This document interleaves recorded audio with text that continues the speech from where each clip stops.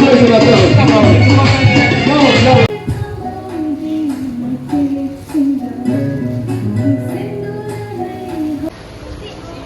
ni ko.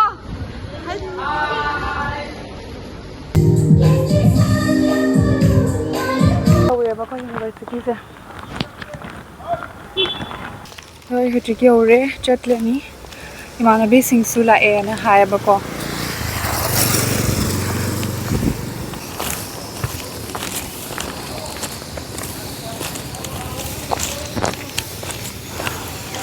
Asi se akhoi last semester ne bako. Adu se akhoi ngasi farewell ne kaina thouram ama lay bako khoi. Adu gi chatli ne ngai te ngasi na sulora banina ngasi be gi emanabising de namak kaina dore ngai te hamna do ai si video se ai mche sum capture tawba do hadu sum ai makha thano chara sikani baba sigi benga hall sila tawdone amanda kaina junior or even na tumna kai senior sinbibagi sigi hall sila tawdone bako sigi ni am chiema ito sa kada na ni sika ai ditang ne ba emanabising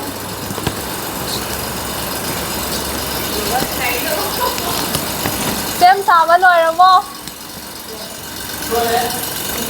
Wow, yam phajana. Record thorame.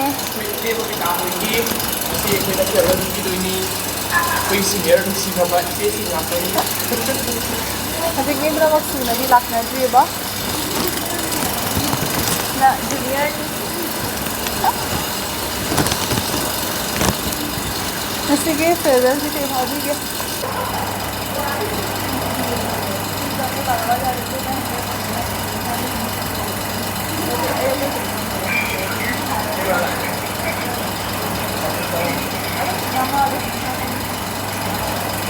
Farewell aikhoibu ngasi dai kaina bagi promenada center fresh ama piri farewell gi center fresh piri oina lore thank you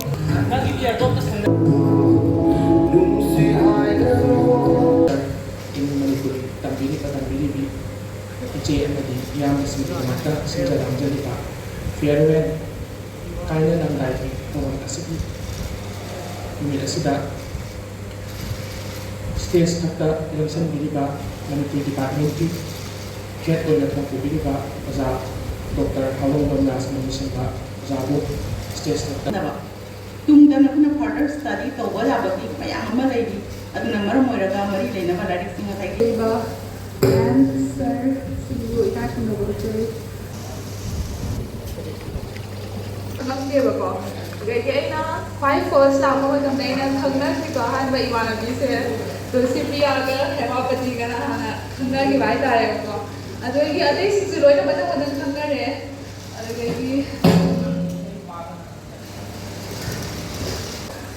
yang sathiya nungshie no mayam se ga ko ta thari su Monica Lakshmi Promila Devi gaina Lekha daga Divya Khangde kanam khangna ya de kla khangna ke ba ado singa loi full level in loi nung si ge ade oza na su haidi akhoi do oza oi do su oza mo ne na haidi yamna ge phe na tham da bi da dum yamna nungai na akhoi loi na bi do adu yam nungai de akhoi na do oza na da ke wam da hai do su kem ta koi ja da ba do akhoi ba hoi da hai ba bi oza na da hai ne na isa da nungai phau ka Wow, I look hungry. I see how I said it.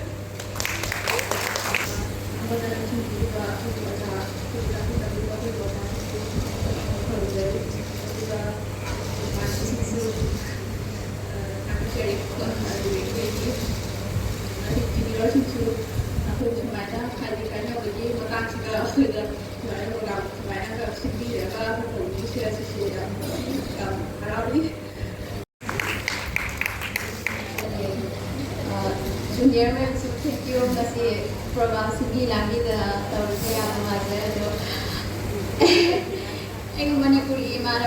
yam miss tawagane. Because I did this gadu no father purani have a translate manipuri sonia to selling university. Kung nakhoigi amadi mahagani sinbibagi marupse scholar si yama singbo ka kaina lawsari masi kaina langdai thouram sida aina kajening badi tesu aku su loidore ado loidore na lehoriba chanjing amadi naujing abatai nuisu akoina nuigi senior ina lengai matamda nakhoigi naning tungalam ba ngamdaba singdo nakoina se Katina Horamasina, Akoigi Makataba, Marina Hawika, Equasinga, the Ipatuno on a Laiba, Jasing, and the Ibumsing, Anigi Maraxida, Nakuna Ragaso, Kaina Dana, Dum Tumpo, and Shizana Leona, Bagita Tasida, Kona ke amusulu da toba degi amusulu like party koida ya me chawi do thadikti koi da smart he tawra ado kabe ado ke hai do ai gi ngasi je yam din nuate do mi yam lak to ja no akoi ne chakra bata akoi ne chakra bo patung da ju akoi gi makha thang ne thori ba akoi junior sing bu su hai di ma ga hai do pai do piro ga hai de kitang thu na la o ga khoi a de thu na la o hai bo do mu gi yang na la o he kai jala ko ado hai de no do dum to e ko ado ngau ne ado man di khanje sing ji dum ka sa la le ni dum mar ma ka una phang ni ba ado ikha na takki de ro mo ji karam ka na una do no phang de amadi aidi makha thamba inaw singbu taram nokchari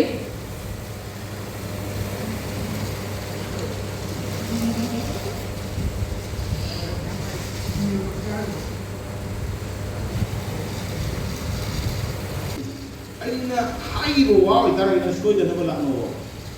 matam jemen the akhoi junior singna gift pirakpadune bako maming ka tharaga sida pire babita singha we will miss you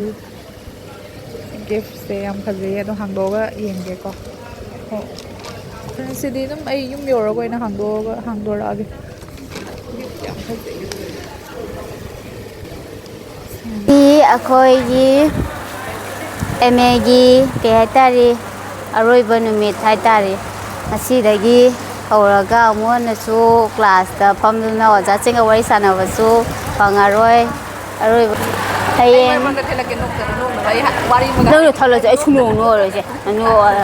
ꯇꯧꯔꯣ ꯌꯥꯔꯦ ꯀꯔꯤ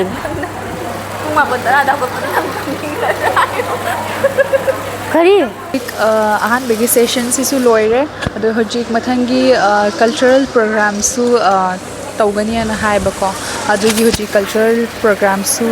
ꯇꯧꯔꯅꯤ ꯑꯗꯨꯒꯤ ꯍꯧꯖꯤꯛ ꯍꯧꯗ꯭ꯔꯤꯉꯩꯗ ꯑꯩꯈꯣꯏ ꯄ꯭ꯔꯣꯃꯤꯂꯥ ꯑꯩ ꯑꯗꯒꯤ video ꯀꯥꯞꯄꯤꯕ ꯕꯤꯔꯦꯂꯦꯈꯥ ꯑꯩꯈꯣꯏ ꯈꯔ ꯁꯨꯝ ꯉꯥꯏꯍꯥꯛꯇꯪ ꯐꯝꯃꯤ ꯑꯗꯨꯗꯒꯤ ꯚꯤꯗꯤꯑꯣꯁꯦ ꯁꯨꯝ ꯈꯔ ꯁꯨꯝ ꯅꯝꯁꯤꯜꯂꯤꯅꯦꯕꯀꯣ ꯍꯧꯖꯤꯛꯁꯦ ꯑꯗꯣ ꯑꯩꯁꯦ ꯉꯁꯥꯏ ꯅꯔꯚꯁ ꯆꯨꯃꯟꯈꯤꯗꯅ ꯑꯩꯒꯤ ꯁ꯭ꯇꯦꯖꯇ ꯀꯧꯈꯠꯂꯒ ꯂꯥꯁ ꯑꯩꯒꯤ ꯁꯨꯝ ꯈꯔ ꯁ꯭ꯄꯤꯆꯀ ꯄꯤꯕꯗꯣ ꯑꯗꯨꯗ ꯑꯩꯗꯣ ꯐꯖꯅ ꯄꯤꯕꯁꯨ ꯉꯝꯍꯧꯗ꯭ರೆ ꯑꯩꯁꯦ ꯈꯔ ꯏꯃꯣꯁꯅꯦꯜ ꯑꯣꯏꯕꯒꯤ ꯈꯔ ꯐꯖꯅ ꯄꯤꯕꯁꯨ ꯉꯝꯍꯧꯗ꯭ರೆ ꯑꯗꯣ examdi mege date 16 da thade ꯍꯧꯖꯤꯛꯁꯤꯒ ꯃꯦꯝꯒ ꯐꯣꯇꯣ ꯀꯥꯞꯅꯔꯤ hi India की classical dance खंडर तक manipuri classical dance है हम हम करते हैं classical dance की सामान करते हैं इसके बाद फिर और ऐसा बात नहीं बोलते हैं सिस्टम में क्या बोलते हैं उनको पावर से राजस्थान से ना मेरे को तो लेवल हर बच्चे को ऐसे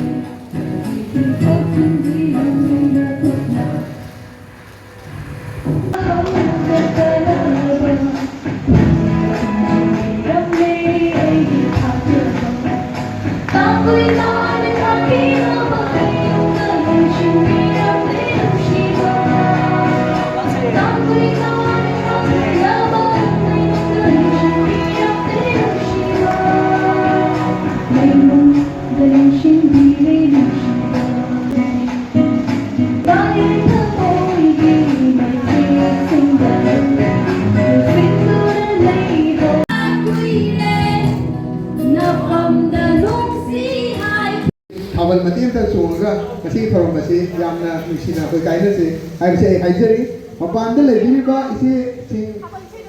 ai koi chambiro mixin biro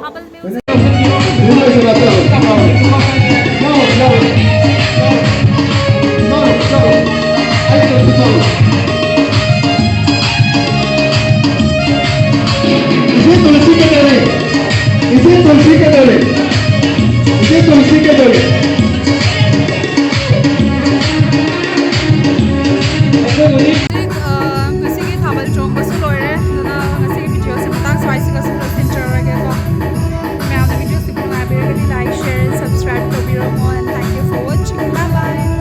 jik program loire manung de thabal chong nari akhoi chat pagi thokle hozik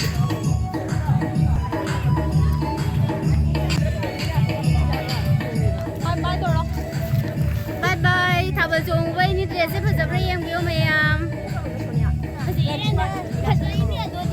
Lakshmi video पे काफी से कोई चीज मैम बाय बाय तोरो अरे बाय बाय बाय अपनी फोटो का रील्स हाथ नम के दौड़ी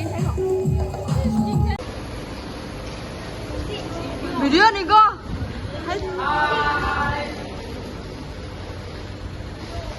그놈도 좀 하려오더나.